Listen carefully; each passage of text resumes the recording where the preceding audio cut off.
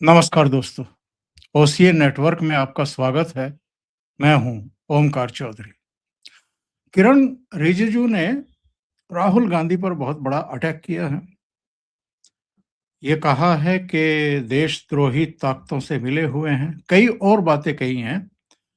उस पर आते हैं, उस पर चर्चा करेंगे, डिकोड करने की कोशिश करेंगे। बहुत सारी चीजें तो हमारे आपके सबके सामने हैं, देश के और विदेश के सामने हैं, जो राहुल गांधी की कुल मिलाकर के हरकतें हैं। एक उत्तर प्रदेश को लेकर के भी चर्चा करेंगे। अब से ठीक 1 साल बाद वहाँ पर चुनाव होने हैं और बाकी पश्चिम बंगाल भी है, दूसरे राज्य भी हैं जहाँ अगले महीने बाकायदा आचार संहिता लागू होने के बाद चुनावी अभियान शुरू हो जाएंगे और अप्रैल के मिड तक तो ऐसी संभावना व्यक्त की जा रही है कि रिजल्ट ही आ जाएंगे। तो जरा उस पर भी बात करेंगे। एक आध और विषय हैं, अगर समय रहा तो उनको भी लेंगे। तो सीधे जुड़ लेते हैं आपके सुपरिचित और अपनी अकाट्य बातों के लिए जाने जाने वाले अवनीश पीएन शर्मा जी के साथ। उन्हीं से चीज़ों को समझने की कोशिश करेंगे आज। अवनीश जी, बहुत स्वागत, बहुत अभिनंदन। सर नमस्कार, सभी दर्शकों को प्रणाम। जय जय श्री राम जी। तो साहब, शुरुआत करते हैं किरण रिजिजू के जो बयान आया है उससे। एक इंटरव्यू था और उन्होंने ये कहा है कि राहुल देश की सुरक्षा के लिए खतरा है, उनके नक्सलियों से रिश्ते हैं, संसद में उनका जो बर्ताव है वो बचकाना है, ऐसा अपोजिशन लीडर इतिहास में नहीं देखा गया। तो मुझे लगता है कि इसके अलावा मुझे और कुछ बताने की और कहने की जरूरत नहीं है, सब कुछ इसी में आ जाता है जी। जी सर। सबसे पहले तो किरण रिजिजू साहब को बहुत बहुत बधाई। कम से कम इस देश के करोड़ों मतदाताओं ने जो समझ लिया था 2014 में, अपना निर्णय जो सुना दिया था 2014 में, वही बात 11 साल के बाद किरण रिजिजू जी ने एक जिम्मेदार पद पर रहते हुए कहा, देश को बताया। सर, राहुल गांधी देश को तोड़ना चाहते हैं। यूपीए 1 यूपीए 2 के दौरान जो कुछ भी भ्रष्टाचार और इनके जिस तरह के आचरण, आखिर वो वही सारे माहौल तो थे जिसने 2014 में इस देश में एक कल्चरल रेवोल्यूशन कराया। क्योंकि 2014 के चुनाव को मैं कोई सामान्य चुनाव और सत्ता परिवर्तन तो कहता नहीं, और वो था भी नहीं। तो देश की जनता ने इनको पहचान लिया है सर। और जब रिजिजू साहब ये कहते हैं कि देश का लीडर ऑफ अपोजिशन वो भारत के दुश्मनों के साथ मिला हुआ है, चाहे वो आंतरिक दुश्मन हो, जो एक विदेशी आयातित विचारधारा जो वामपंथ की है उससे प्रेरित होकर अपने आप को नक्सलवादी कहते हैं। हालांकि नक्सलवादी शब्द बहुत पॉजिटिव शब्द है सर। नक्सलवादी से जो नक्सल आंदोलन शुरू हुआ था वो पॉजिटिव शब्द है, तो इसलिए मैं इन्हें माओइस्ट कहता हूं, चाहे वो आंतरिक हो या चाहे बाहरी शक्तियां हो। तो ये तो सर इस देश के मतदाताओं ने 2014 में निर्धारित कर लिया था, और उसके एवज में उसने इस पार्टी की सत्ता बाहर कर दी। प्रधानमंत्री बाय बर्थ समझने वाले राहुल गांधी आज लीडर ऑफ अपोजिशन है। अब रिजिजू साहब की जो ये बात आती है कि जनता ने 2014 में सत्ता लायक नहीं इनको छोड़ा, लेकिन रिजिजू साहब की ये चिंता बहुत अच्छे समय पे आई है कि अब इस व्यक्ति को लीडर ऑफ अपोजिशन की हैसियत में भी इस देश के मतदाताओं को नहीं लाना चाहिए। अब बहुत सारे लोग इसमें एक सवाल और भी जोड़ेंगे सर कि ठीक है, अगर सरकार को, सरकार के मंत्री को यह पता है कि राहुल गांधी इस देश के दुश्मनों के साथ मिले हुए हैं या इस देश की सुरक्षा के लिए खतरा है, तो सरकार उनके खिलाफ एक्शन क्यों नहीं लेती? ये बड़ा स्वाभाविक प्रश्न है, और अक्सर इस बात का आमर्श भी रहता है उन तमाम ऐसे वर्गों में जो इस सरकार के समर्थक हैं, अपने नेता के समर्थक हैं। तो मुझे लगता है कि इसको जरूर एड्रेस करना चाहिए। आखिर क्यों सरकार इस तरह के आरोप सरकार के मंत्री इस देश के कानून मंत्री अगर कह रहे हैं कि सुरक्षा के लिए खतरा है, तो सरकार क्या कर रही है? इसका उत्तर ये है सर कि सरकार इनके मित्रों को जिनसे ये मिले हुए हैं उनको समाप्त कर रही है। और जब इस देश के गृह मंत्री ये कहते हैं कि मार्च तक, अमुक तारीख तक इस देश से लाल आतंक का सफाया हो जाएगा, और हम होते हुए देख रहे हैं। आप सर कल्पना कीजिए, ये वही देश है जहां ये जब चाहते थे इस देश के चाहे मीडिया डिस्कोर्स हो ये तय करते थे। इस देश की सड़कों पर क्या बात होगी, जंतर मंतर जैसे नुमाइश खानों पर क्या बात होगी, इस देश के टीवी डिबेट्स में क्या चलेगा। और आप कल्पना कीजिए सर, एक से एक लाखों करोड़ों के इनामी ये लाल आतंकवादी, ये कम्युनिस्ट आतंकवादियों का सफाया हो रहा है, और इनकी हिम्मत इस बात की नहीं है, इनकी बिसात नहीं है कि ये सड़कों पर उतर के इस तरह की बात करें। नेशनल इंटरनेशनल प्रोपेगेंडा तो छोड़ दीजिए, वरना एक पूरी की पूरी फौज उतर जाती थी सर, एक किसी देश के दुश्मन को निपटाया जाता था। तो ये माहौल अचीव किया है। और जो कहते हैं ना कि सरकार फिर क्यों नहीं इलाज करती, सरकार, मैं अकेला अभी विषय ले रहा हूं, आगे और भी आऊंगा। अगर नक्सलियों से इनके संबंध है राहुल गांधी के, तो सरकार इनके उन दोस्तों को समाप्त कर रही है। ये है सरकार का इलाज, और उस जरिए राहुल गांधी का इलाज हो रहा है। वही राहुल गांधी है ना सर जो विदेश से चिट्ठियां और छोटी छोटी चीटें या वर्कशीट लेके आते थे और इस देश को जलाने की बात करते थे। राहुल गांधी का अब आप देखिए, सड़क से ज्यादा उनकी अराजकता संसद के अंदर क्यों दिखाई दे रही है? क्योंकि राहुल ये जानते हैं कि अब उनके पास ऐसे बवाली कारण नहीं है कि वो सड़क पर 4 लोगों को इकट्ठा कर पाए या उन तक अपनी बात पहुंचा पाए। वो ये जानते हैं कि सड़क पर या किसी सभा में कहीं अगर मैंने कुछ कहा, किसी कॉन्फ्रेंस में कुछ कहा, तो अब तक 95 चुनाव हारने का रिकॉर्ड बनाया है। उसके बाद थूक के चाटने का इस आदमी ने रिकॉर्ड बनाया है इस देश की कोर्टों में। उसे प्रतिदिन 1-2 से अधिक मुकदमे झेलने पड़ेंगे। राहुल के गिरोह ने इसीलिए अपनी स्ट्रेटजी बदली है, और संसद जहां की एक संसद सदस्य के रूप में राहुल गांधी को इम्यूनिटी मिली हुई है, वो सारी बकवासें अब संसद के अंदर करने का प्रयास कर रहे हैं। हर तरह की धूर्तता, हर तरह की नीचता, हर तरह की अभद्रता, हर तरह की चिरकुटई वो संसद के अंदर कर रहे हैं। हम सबको याद करना चाहिए कि यही स्ट्रेटजी अरविंद केजरीवाल किया करता था, क्योंकि वो इतना बड़ा शूड, इतना मक्कार व्यक्ति, वो ये जानता था कि जो घटिया बातें, जो घटिया आचरण मैं इस देश के प्रधानमंत्री या किसी के लिए बाहर करूंगा तो 8-10 मुकदमे प्रतिदिन मेरे ऊपर आएंगे और दिमाग सही हो जाएगा, क्योंकि इन्हीं की तरह थूक के चाटने वाला वो व्यक्ति भी है अपने राजनीतिक करियर में। राहुल गांधी का इलाज सर देखिए, किसी चीज का इलाज सर 2 तरीकों से होती है। मुझे याद आता है, मैं मिलिट्री बैकग्राउंड का तो नहीं हूं, लेकिन अगर हम किसी मिलिट्री ऑपरेशन को देखें सर, तो सबसे पहले मान लीजिए पता लग जाता है कि भाई अमुक घर में 4 आतंकवादी, 4 टेररिस्ट हैं। हमारी सेनाएं क्या करती हैं, उनके काम करने का क्या तरीका? एरिया कॉर्डन ऑफ कर लेती है। एरिया कॉर्डन ऑफ करने के बाद फिर वो क्या करती हैं, उस अमुक घर की बिजली की लाइनें काट दी जाती हैं, वाटर की सप्लाई काट दी जाती है, राशनिंग की लाइन को कॉर्डन ऑफ करके बंद किया जाता है, और फिर हमारे सुरक्षा बल, हमारी मिलिट्री प्रतीक्षा करती है, और फिर वो समय तय करती है कि कब उसे अटैक करना, और फाइनली न्यूट्रलाइज कर लिया जाता है। ठीक इसी तरह राहुल गांधी के जहां जहां जितने मित्र हैं जो इस देश के दुश्मन हैं और जिनका उपयोग करके राहुल गांधी इस देश में अशांति फैलाने का प्रयास कर सकते थे, उन्हें आप समाप्त कर रहे हैं। रही बात राहुल गांधी, तो राहुल गांधी का इलाज तो इस देश के मतदाताओं को करना है ना। 99 सीट तो हम ही लोगों ने दी है सर।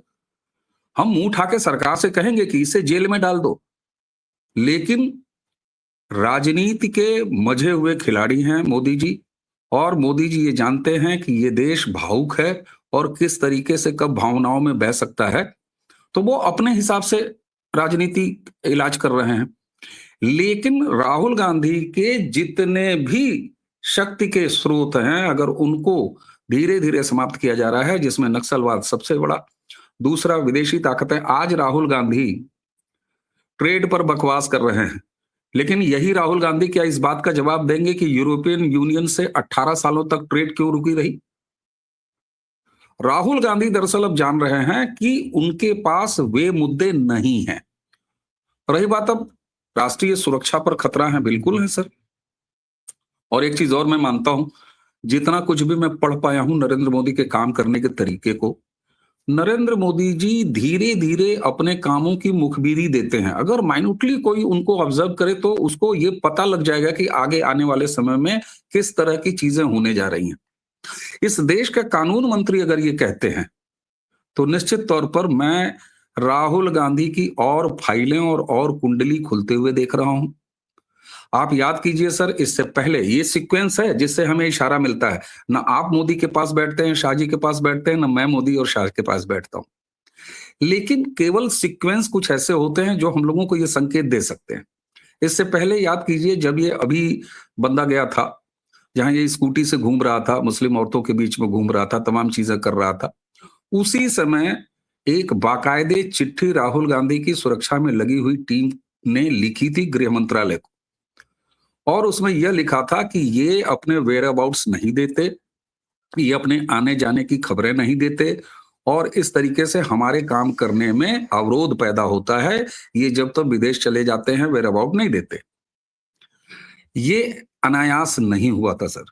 इनको सुरक्षा देने वाली एजेंसी ने अनायास ये पत्र, वो भी होम मिनिस्टर को नहीं लिखा था।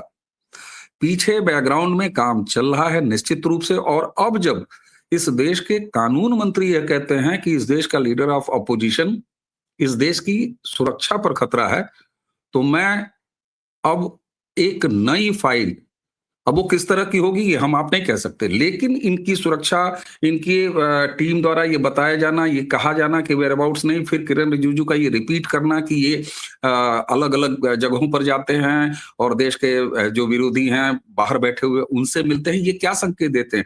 ये बहुत साफ संकेत देते हैं कि एक तरफ नक्सलिज्म को समाप्त किया जा रहा है, इनके अंदर के स्रोत काटे जा रहे हैं, ठीक उसी दूसरी तरफ जो ये संकेत निकल के आ रहे हैं, इनके विदेश जाना, इनकी टीम, सुरक्षा टीम का होम मिनिस्ट्री को लेटर लिखना, फिर रिजिजू का इतने साफ और कड़े लहजे में ये बोलना, ये कहीं ना कहीं किसी आगे आने वाले एक्शन की मुझे मुखबिरी दिखाई देती है। और ऐसा कई बार हुआ है कि इस सरकार ने आगे क्या होने जा रहा है इसकी बड़ी सूक्ष्म तरीके से मुखबिरियां की हैं। जी सर। अवनीश जी, आपकी बात पर ही अगर आगे बढ़ूं तो जो निशिकांत दुबे सब्सटेंसिव मोशन लेकर के आए हैं, वो भी कोई उनका व्यक्तिगत विचार नहीं है, वो तैयारी है, सरकार की तैयारी है। और बजाय इसके कि विशेषाधिकार हनन प्रस्ताव लाया जाए और उसमें सभी दलों के लोग होते हैं और उसमें क्या कार्रवाई होगी क्या नहीं होगी अनसर्टेनिटी रहती है। लेकिन जो सब्सटेंसिव मोशन है, इसमें तो बाकायदा 2 बार मतदान होने वाला है। एक बार जब ये मोशन स्वीकार किया जाएगा और स्पेशल कमेटी गठित की जाएगी, और जब स्पेशल कमेटी की सिफारिशें होंगी, इनका कुल आचरण, कुल बयान, कुल अप्रोच को देखते हुए, गतिविधियों को देखते हुए जो उसकी सिफारिश होगी उस पर फिर चर्चा होगी, फिर मतदान होगा और उसके बाद ये संसद से उठा करके बाहर फेंके जा सकते हैं और आगे के लिए भी इनका रास्ता बंद किया जा सकता है चुनाव लड़ने, जो निशिकांत दुबे ने कहा है। तो कहीं ना कहीं जो आप बात कह रहे हैं कि सरकार अब मूड बना चुकी है कि ये जो अराजकता, उद्दंडता और स्वच्छंदता इस समय दिखाई दे रही है, अब इसको खत्म किया जाए। बिल्कुल सर। और एक चीज और भी है, सरकार ने पहले मौका दिया। अभी इसी बजट सत्र में इन्होंने जितनी अराजकता किया, जिस तरह की अभद्रता किया, और नरेंद्र मोदी लोकसभा में अपना भाषण न दें, केवल लोकसभा अध्यक्ष ने सलाह दी कि आप मत आइए और वो रुक जाएं, मैं मानने को तैयार नहीं। हो सकता है कि मैं विपक्ष की ही लाइन लेता हुआ यहां दिखाई दूं, लेकिन मैं बात जरा दूसरी कह रहा हूं। विपक्ष भी यही कह रहा है कि नहीं, वो खुद नहीं आना चाहे, हालांकि वो ये कहते हैं कि वो फेस नहीं कर सकते थे। गजब बात है, नरेंद्र मोदी भाषण में फेस नहीं कर सकते थे राहुल गांधी को, इसलिए सदन नहीं आए और उन्होंने राष्ट्रपति के धन्यवाद अभिभाषण पर अपनी बात नहीं कही।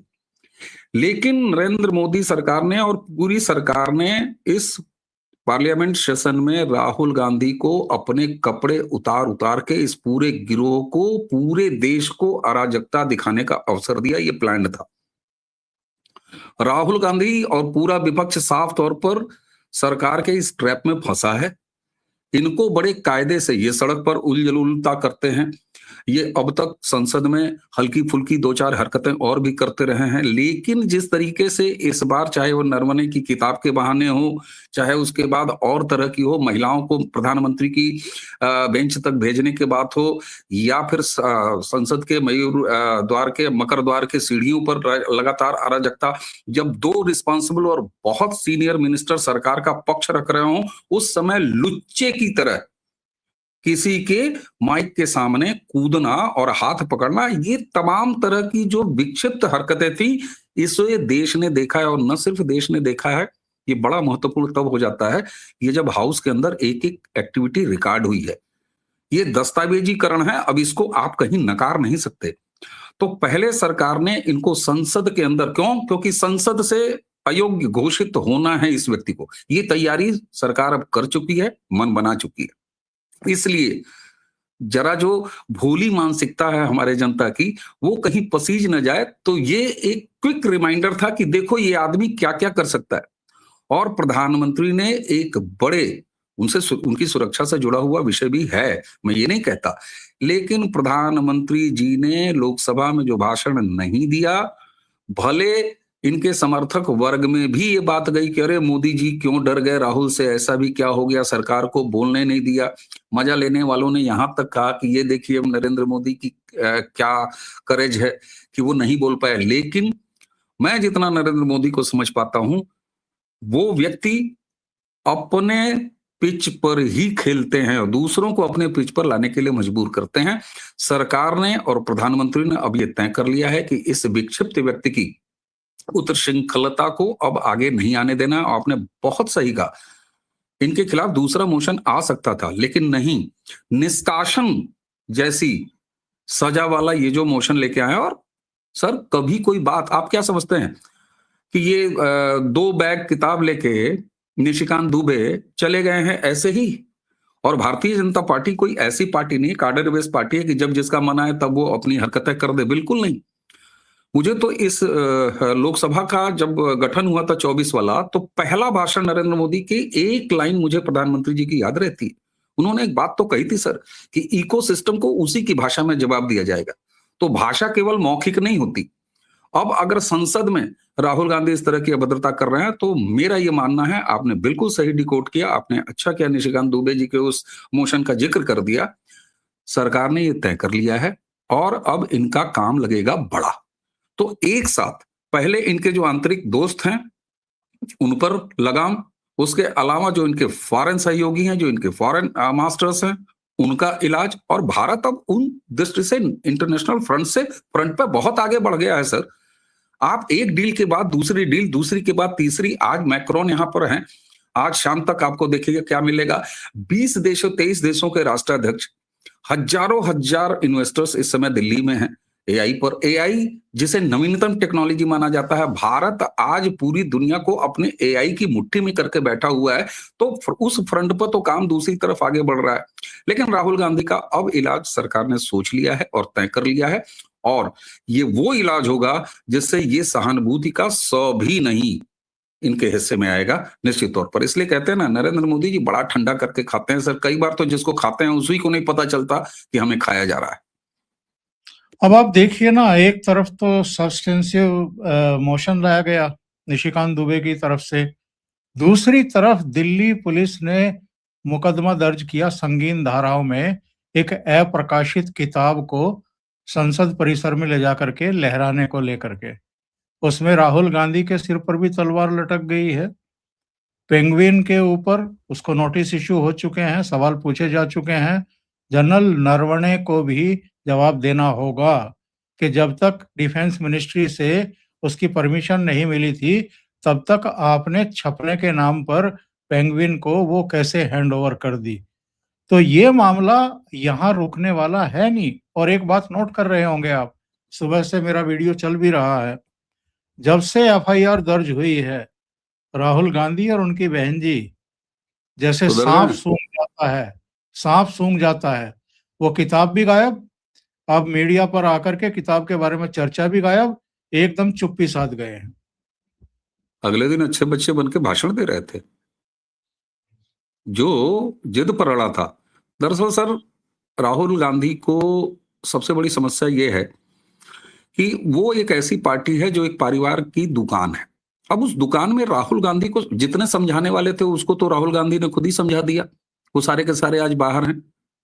अभी मणिशंकर अय्यर क्या शुरू किए हैं पवन खेड़ा के बारे में, तो पवन खेड़ा जैसे लोग अब इनके आसपास हैं। वो तमाम नक्सली जो कभी कांग्रेस की गोदी में पलते थे, अब कांग्रेस के सलाहकर्ता बने हुए हैं, खासतौर से राहुल गांधी के। तो सरकार ने जिस तरीके से, मैंने यही कहा, एक तरफ क्रिमिनल ऑफेंस, दिल्ली पुलिस उस किताब पर, वो क्रिमिनल ऑफेंस है सर, इसलिए सन्नाटा इनको सूंघा हुआ है। और दूसरी तरफ जिस संसद में इन्होंने बदतमीजियां की हैं, उस संसद के जरिए इनके निष्कासन की कार्रवाई, और इसकी उच्चतम सजा जो है, ये राजनीतिक रूप से अयोग्य घोषित हो जाएंगे चुनाव लड़ने के। तो ये बहुत बड़ी सजा है सर। और जिस तरीके से इसको करवाया गया, इसमें तो वोटिंग होगी, मतों के डिवीजन से ये होगा, चाहे वो एक्सेप्ट किया जाए तब भी, और जब इसकी सिफारिशें आएंगी तब भी। और नंबर गेम में कहां है राहुल गांधी? राहुल गांधी को अब पता चल गया है कि वो कहां फंसे हैं, और अपनी हरकतों की वजह से फंसे हैं, और बहुत सही समय से फंसे हैं सर।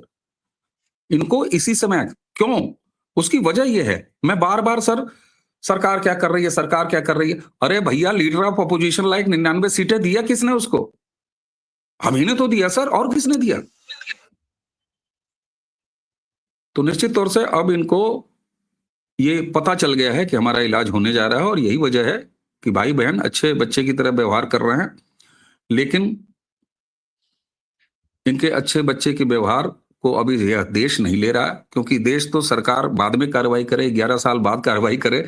मैं तो मानता हूं कि इस देश के करोड़ों मतदाताओं ने, हम सब ने 2014 से ही इनका इलाज शुरू कर दिया है। तो निश्चित तौर पर अब इन्होंने अपने लिए जो गड्ढा खोदा है, उसमें गिरना इनको स्वयं ही है। जी अवनीश जी, दूसरी खबर पर आते हैं। बहन मायावती ने प्रेस कॉन्फ्रेंस करके बता दिया है कि अकेले चुनाव लड़ेंगी, क्योंकि पिछले कुछ दिनों से ये हवा में चीजें तैराई जा रही थी कि बहन जी से बातचीत चल रही है और गठबंधन उनसे हो जाएगा। तो बहन जी ने कहा कि भैया, गठबंधन में हमें नुकसान ही नुकसान होता है, हम नहीं। और फिर तो जब बहन जी इस तरह की बात करती है तो गेस्ट हाउस भी और तमाम दूसरी चीजें वो याद दिलाना नहीं भूलती हैं। तो ये जो इस समय वातावरण है, उत्तर प्रदेश का भी, देश का भी, और जिस तरह की पेशबंदी की जा रही है, जिस तरह के मुद्दों को हवा दी जा रही है, उसमें मायावती के द्वारा अखिलेश यादव या कांग्रेस अगर कोई संभावना देख रही थी उनसे बातचीत करने की, तो सभी को झटका दिया है बहन जी ने। सर, बहन जी ने अभी सार्वजनिक रूप से ये बात क्लियर की है, लेकिन जिस दिन बहन जी का जन्मदिन था, और जो उनकी एक परंपरा है कि अपने जन्मदिन पर वो लखनऊ में एक बड़ी रैली करती हैं, मैं लखनऊ में था। ठीक उसी दिन शाम को जब रैली समाप्त हुई, जिस रैली में उन्होंने योगी आदित्यनाथ जी की प्रशंसा की, उनके कामों की प्रशंसा की, उन्होंने विशेष तौर पर जिक्र किया कि हमारे स्मारकों जो हमारे कार्यकाल में बने थे, उनको कभी भेदभाव से नहीं देखा, उसे अच्छे से मेंटेन कर रहे हैं। यूपी के सरकार की लॉ एंड ऑर्डर के मामले में उन्होंने योगी जी को उनकी प्रशंसा की। मैंने उसी दिन एक वीडियो किया था, और उसके बाद कई वीडियोस में मैंने ये साफ-साफ तौर पर कहा था कि बहन मायावती कहीं किसी के साथ गठबंधन में नहीं जा रही हैं। बहन मायावती ये चुनाव पूरी तरीके से अकेले लड़ेंगी। बहन मायावती इस चुनाव में आने दीजिए, टिकट जब घोषित होंगे तो एक बार फिर 100 से ऊपर, मैं आज ही कह रहा हूं सर, 100 से ऊपर ज्यादा मुसलमान कैंडिडेट को हाथी का सिंबल देंगी। बहन मायावती की पूरी राजनीति के बारे में मैं एक चीज कहता हूं सर, लगातार मैंने कई वीडियो किए हैं। मैंने बहन मायावती की सरकार को बड़े नजदीक से देखा भी है जब वो सरकार में थी। मैंने इन दर्शकों से कहूंगा सर, जरा याद करिए कि पिछले 2014 से लेके और अब जब हम बात कर रहे हैं, उस बीच में 2017 में जब उत्तर प्रदेश में सरकार बदल गई, उसके बाद भी आज तक बहन मायावती का एक भी ऐसा कोई ट्वीट या बयान मुझे दिखा दे जिसमें वो इस देश की एकता अखंडता के खिलाफ कोई बात कर रही हो, इस देश के सामाजिक ताने बाने के खिलाफ कोई बात कर रही हो, कभी कोई घटिया जातिगत कोई बयान दिया हो, किसी हिंदू सनातनी आइकान देवी देवता तीर्थ या किसी तीज त्योहार की इस तरीके से जैसे जहरीले बातें और पार्टियां बोलती हैं, कभी मायावती जी ने ये नहीं किया। मायावती जी ने अपने भतीजे को, उनके ससुर को पार्टी से निकाला, फिर उन्होंने अपने आपका करेक्शन किया, उन दोनों को पार्टी में वापस लाई। अब जरा देखते हैं सर कि अगर बसपा उत्तर प्रदेश में अकेले चुनाव लड़ती है तो मायावती जी का कोर जो वोट बैंक है वो उनके पास से नहीं गया है।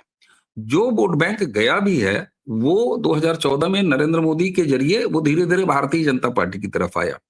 अखिलेश यादव का ये जो पीडीए का झुंझुना है ये इन्होंने बनाया इसी बात के लिए। ये केवल अखिलेश यादव को दूर दूर तक ये पता था कि बहन मायावती कभी नहीं मानेंगी।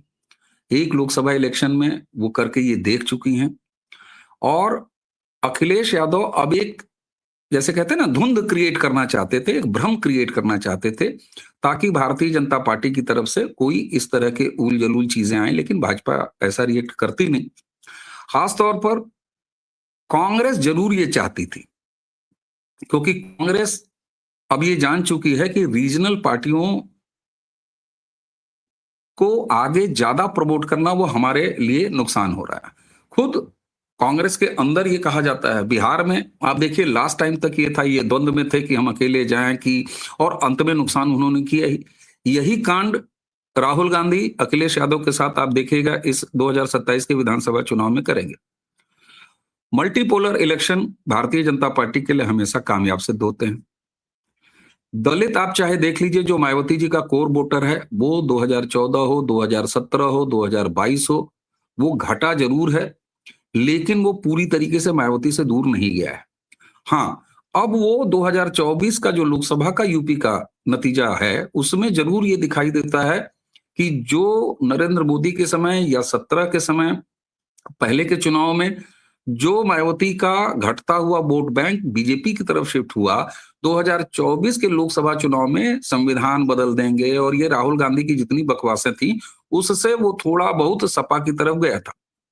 बहन जी अगर आ जाती हैं चुनाव में तो उनका जो अपना कोर वोट बैंक है वो कम से कम सपा से बिल्कुल वापस हो जाएगा। बहन मायावती जी इस विधानसभा चुनाव में कोई बहुत हैरत अंगेज प्रदर्शन नहीं करने जा रही, लेकिन वो सपा और कांग्रेस की युति जब बनेगी उसका काम लगा देंगी निश्चित तौर पर। और बहन मायावती जी बिल्कुल सही कह रहे हैं आप। अवनीश जी बहुत बहुत धन्यवाद जुड़ने के लिए। और दर्शकों से हमेशा निवेदन रहता है कि अगर आपको ये चर्चा अच्छी लगी हो तो लाइक का बटन दबा दें, इस वीडियो को शेयर करें और इसके अलावा चैनल सब्सक्राइब ना किया हो तो वो भी कर लें। अवनीश जी का चैनल आप जानते हैं, देखते भी हैं, प्रारब्ध, उसको भी सहयोग करें और सब्सक्राइब करें। बहुत बहुत धन्यवाद। नमस्कार। प्रणाम, नमस्ते, जय जय श्री राम। जय जय श्री राम।